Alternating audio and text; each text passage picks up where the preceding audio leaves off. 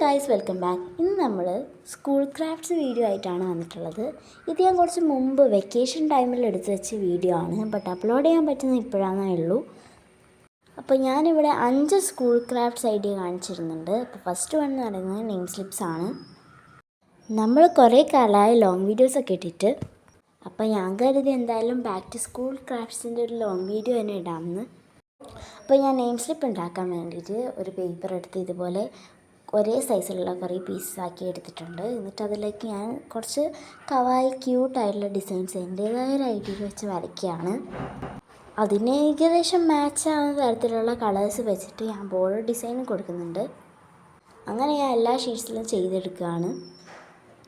First കാണിച്ച മഷ്റൂമിൻ്റെ ഡിസൈനാണ് actually എനിക്ക് ഏറ്റവും കൂടുതൽ ഇഷ്ടമായത്. പിന്നെ നമ്മൾ ഓരോന്നായിട്ട് ഡിസൈൻസ് വരയ്ക്കുന്നുണ്ട്. രണ്ടാമത് എനിക്കിഷ്ടമായ ഒരു തുലിപ്സിൻ്റെതാണ്, കാരണം അത് കുറച്ച് ക്യൂട്ടായിട്ട് തോന്നി. അങ്ങനെ എല്ലാ ഡിസൈൻസും ഞാനിവിടെ വരച്ചെടുക്കുകയാണ്.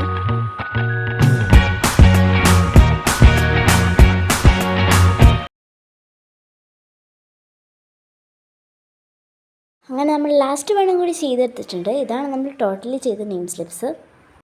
ഇത് നമുക്ക് ബോർഡർ ഒന്ന് ഔട്ട്ലൈൻ ചെയ്ത് കൊടുക്കാം. ഒപ്പം ഞാൻ നെയിമും ക്ലാസ്സും ട്യൂഷനും തുടങ്ങിയ എല്ലാ ഡീറ്റെയിൽസും ഒന്ന് എഴുതി കൊടുക്കുന്നുണ്ട്.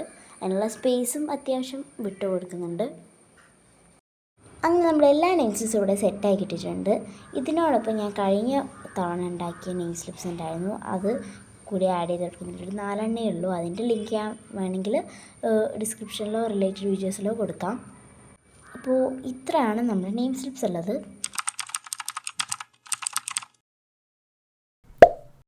അടുത്തായിട്ട് നമ്മൾ ഉണ്ടാക്കാൻ പോകുന്നത് പെൻസിൽ ടോപ്പറാണ്. അപ്പോൾ ഞാൻ ആദ്യം തന്നെ അതിന് വേണ്ടി ഒരു അളവ് എടുക്കാൻ വേണ്ടിയിട്ടൊരു പെൻസിൽ എടുത്തിട്ട് ഇതുപോലെ പേപ്പർ ഒന്ന് റോൾ ചെയ്ത് കൊടുക്കുന്നുണ്ട്. എന്നിട്ട് ചെറിയ സൈസിലായിട്ട് കട്ട് ചെയ്ത് കൊടുക്കുന്നുണ്ട്. ഇത് സിമ്പിളാണ് ഉണ്ടാക്കാൻ വേണ്ടിയിട്ട്. എന്നിട്ട് ഞാൻ അതിൻ്റെ മേലേക്ക് ഒട്ടിക്കാൻ വേണ്ടി ഒരു കുഞ്ഞ് സ്ട്രോബെറിയാണ് വരച്ചെടുക്കുന്നത്.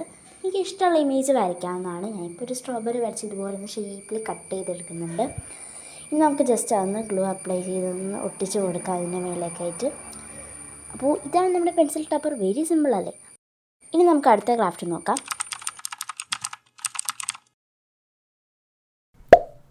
അടുത്തായിട്ട് നമ്മൾ ഉണ്ടാക്കാൻ പോകുന്നത് മെമ്മോ പാഡാണ്. ഒരു ചെറിയ മെമ്മോ പാഡാണ് നമ്മൾ ഉണ്ടാക്കുന്നത്. അപ്പോൾ അതിന് വേണ്ടി ഞാൻ ഇതുപോലെ ഒരു പേപ്പർ എടുത്തിട്ട് ഇതുപോലെ ചെറിയ സൈസിലാക്കി ഒന്ന് മടക്കി എടുക്കുന്നുണ്ട്.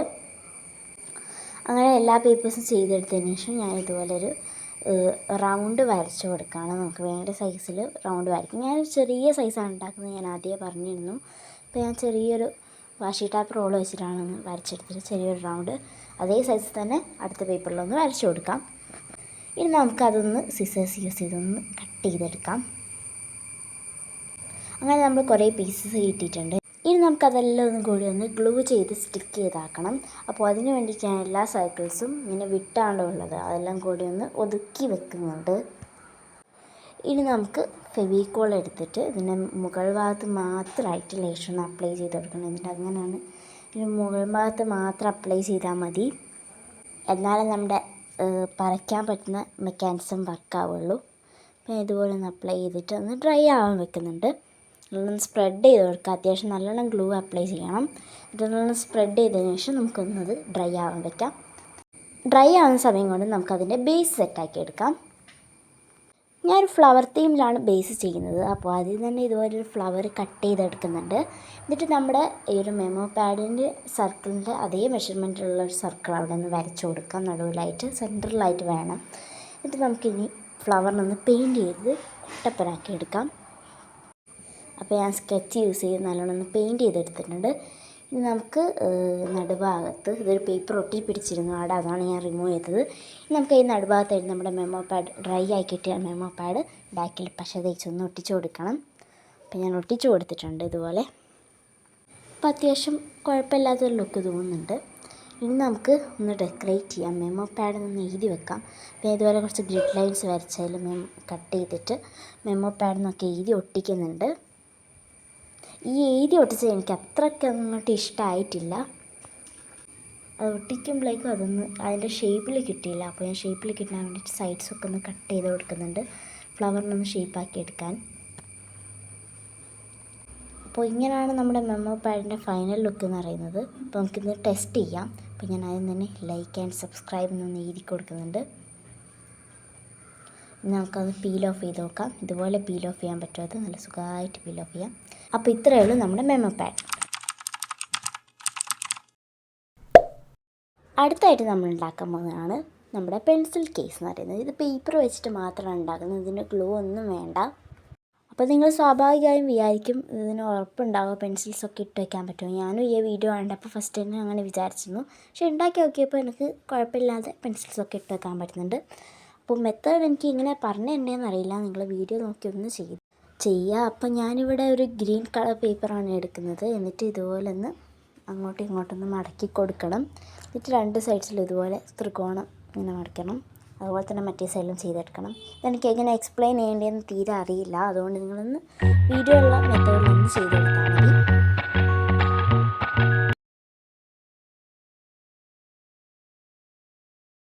അപ്പോൾ നമ്മുടെ പെൻസിൽ കേസ് ഇവിടെ സെറ്റായിട്ടുണ്ട്. അപ്പോൾ ഞാനിവിടെ ഒരു 2 കണ്ണ് വെട്ടി ഒട്ടിക്കുന്നുണ്ട്, ഒപ്പം വായും വരച്ചു കൊടുക്കുന്നുണ്ട്. ഒരു തവളയുടെ ഒരു ഫ്രോഗി തീമിലാണ് ഞാൻ ചെയ്തിട്ടുള്ളത്. അപ്പോൾ ഞാൻ ഇതിൽ സ്കെച്ചസൊക്കെ ഇട്ട് നോക്കി, അത്യാവശ്യം സ്പേഷ്യസ് ആണ്. അപ്പോൾ അടുത്ത ക്രാഫ്റ്റിലേക്ക് നോക്കാം. അടുത്തായിട്ട് നമ്മൾ ഉണ്ടാക്കാൻ പോകുന്നത് ഒരു മിനി നോട്ട്ബുക്കാണ്. ഇത് ഹോംവർക്കെല്ലാം എഴുതി വെക്കാൻ പറ്റിയ മിനി നോട്ട്ബുക്കാണ്. ഇതിൻ്റെ വീഡിയോ ഞാൻ ഓൾറെഡി ഷോർട്ടായിട്ട് അപ്ലോഡ് ചെയ്തിട്ടുണ്ട്, ഷോർട്ട്സ് ആയിട്ട്. അപ്പോൾ ഞാൻ വേണേൽ ലിങ്ക് ഡിസ്ക്രിപ്ഷൻ ബോക്സിൽ കൊടുക്കാം. അപ്പോൾ ആദ്യം തന്നെ ഞാൻ ഇതുപോലെ കുറച്ച് പേപ്പേഴ്സ് എടുത്ത് ഇതുപോലെ ഒരു സെയിം അളവിൽ ഇതുപോലെ ഒന്ന് കട്ട് ചെയ്തെടുക്കുന്നുണ്ട്. അപ്പോൾ നമ്മളിങ്ങനെ കട്ട് ചെയ്തെടുത്തതിന് ശേഷം ഇതുപോലെ ചേർത്ത് വെച്ചിട്ട് മുകളിൽ ഈ സൈഡിലായിട്ട് ഇതുപോലെ ഗ്ലൂ അപ്ലൈ ചെയ്ത് കൊടുക്കുന്നുണ്ട്. നമ്മുടെ മെമ്മോ പാഡിൻ്റെ അതേ മെത്തേഡാണിത്. ഞാൻ സ്പ്രെഡ് ചെയ്യാൻ വേണ്ടിയിട്ടൊരു പേപ്പറാണ് യൂസ് ചെയ്തത്. എന്നിട്ട് നമുക്ക് സ്പ്രെഡ് ചെയ്ത് കൊടുക്കുന്നുണ്ട്. നമുക്കതൊന്ന് ഡ്രൈ ആവാൻ വെക്കാം. മെമ്മോ പാഡ് ചെയ്ത പോലെ തന്നെ അത്യാവശ്യം നല്ലോണം ഗ്ലൂ അപ്ലൈ ചെയ്യണം. ഒന്ന് നല്ലോണം സ്റ്റിക്ക് ആയി നിൽക്കാൻ വേണ്ടിയിട്ട് ഞാൻ ഇതുപോലെ ഒരു പേപ്പറിൻ്റെ കഷ്ണം കൂടി എടുത്ത് ഒട്ടിക്കുന്നുണ്ട്. ഇനി നമുക്കിതിൻ്റെ കവർ പേജ് സെറ്റ് ചെയ്യാം. അപ്പോൾ ഞാൻ ഇതുപോലെ തന്നെ അതിൻ്റെ ഒരു സൈസിൽ വരുന്നൊരു പേപ്പർ ഇതുപോലെ കട്ട് ചെയ്ത് കൊടുക്കുന്നുണ്ട്. എന്നിട്ട് കുറച്ച് ഗ്രിഡ് ലൈൻസാണ് വരച്ചെടുക്കുന്നത്, അതാണല്ലോ എളുപ്പം. അപ്പോൾ ഞാൻ ഒരു യെല്ലോ ഗ്രിഡ് ലൈൻസാണ് വരച്ചു കൊടുക്കുന്നത്. പിന്നെ മിഡിലായിട്ട് ഒരു പേപ്പറിൻ്റെ പീസ് ഓവൽ ഷേപ്പിൽ കട്ട് ചെയ്ത് ഒട്ടിച്ചിട്ടുണ്ട്, വെറുതെ ഒരു ഡിസൈന് വേണ്ടിയിട്ടാണ്.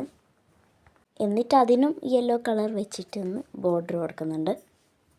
ഇനി നമുക്കിതിൻ്റെ ഉള്ളിലേക്ക് നമ്മുടെ നോട്ട് ഒട്ടിച്ചു കൊടുക്കാം. നോട്ട് അത്യാവശ്യം നല്ലോണം ഡ്രൈ ആയിട്ടുണ്ട്. നമുക്കിതുപോലെ ഒന്ന് സ്റ്റിക്ക് ചെയ്ത് കൊടുക്കാം. അപ്പോൾ ഇത്രയേ ഉള്ളൂ നമ്മുടെ നോട്ട്ബുക്ക്. അപ്പോൾ എന്തായാലും നമ്മുടെ ഈ വീഡിയോ ഇഷ്ടമായ ലൈക്ക് ചെയ്യാനും ചാനൽ സബ്സ്ക്രൈബ് ചെയ്യാനും മറക്കണ്ട. അപ്പോൾ ഇത്രയും ഐറ്റംസാണ് നമ്മൾ ഉണ്ടാക്കിയിട്ടുള്ളത്. അപ്പോൾ എന്തായാലും അടുത്ത വീഡിയോയിലായിട്ട് കാണാം. ബൈ.